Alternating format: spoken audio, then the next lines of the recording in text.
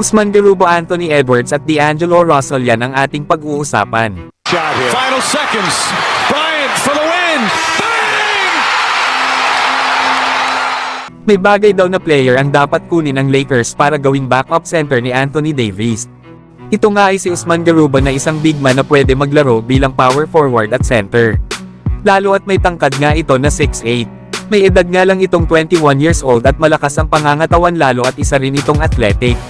Na-wave nga lang ito ng OKC Thunder sa ngayon. Na last season nga ay naglaro pa ito sa Houston Rockets ng 75 games sa regular season. At hindi nga gano ito nagagamit at meron lang itong 12 minutes per game. Na kung saan ay may average lang itong 3 points at 4 rebounds. Na kung mapupunta nga ito ng Los Angeles Lakers, ay panigurado na mas tataas pa ang mga numero na magagawa niya. Alam naman natin na maraming mahuhusay na playmaker ang Lakers. Nandyan nga sila D'Angelo Russell, Austin Reeves, Gabe Vincent at LeBron James. Kaya maraming easy looks ang makukuha itong si Usman Garuba pag nagkataon. Isa pa ay marami siyang matututunan kana LeBron at Davis sa paglalaro ng basketball. Bata pa naman si Usman Garuba, kaya mas mag-i-improve pa ang laro nito. Pero kayo mga idol, ano ang masasabi nyo dito? Sa ibang balita naman mga idol, Anthony Edwards sinabi namang naiintindihan na kung ano ang Heat culture matapos itong maglaro sa ilalim ni Erik Spoelstra. Naayon pa kay Anthony Edwards, si Coach Spoelstra nga daw ay isang tao na nagpapasigla. Nagdadala nga rin daw ito ng maraming enerhiya. At ang Heat culture nga daw ay nakakatuwang makita, na ang unang araw daw ni Anthony Edwards sa scouts team, ay parang nakita niya na nga daw ang ibig sabihin kapag sinasabi nila ang Heat culture.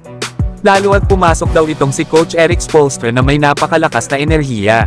At nakakakuha nga rin daw ito ng mga tamang punto. Na sobrang tumpak nga din daw ng mga detalye, kaya ito daw ay nakakasigla. Yan nga mga idol ang mga sinabi ni Anthony Edwards patungkol sa Heat culture. Ito nga ay matapos itong maglaro under kay Coach Erik Spoelstra sa Team USA. Na ngayon nga ay nandito sila sa ating bansa para maglaro sa FIBA World Cup 2023.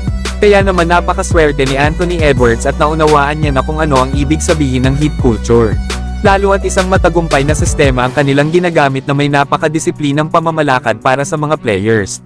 Na madadala nga ito ni Anthony Edwards pag naglaro na siya sa regular season para sa Minnesota Timberwolves. Lalo at isa pa naman siya sa mga inaasahan ng kanilang kupunan para manalo ng NBA title.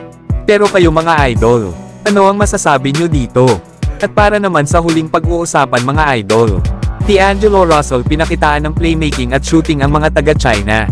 Lalo at nasa China ito kasama nila Dwayne Wade at ang anak nitong si Zer Wade. Ito nga ay para sa kanilang 2023 Leaning Tour.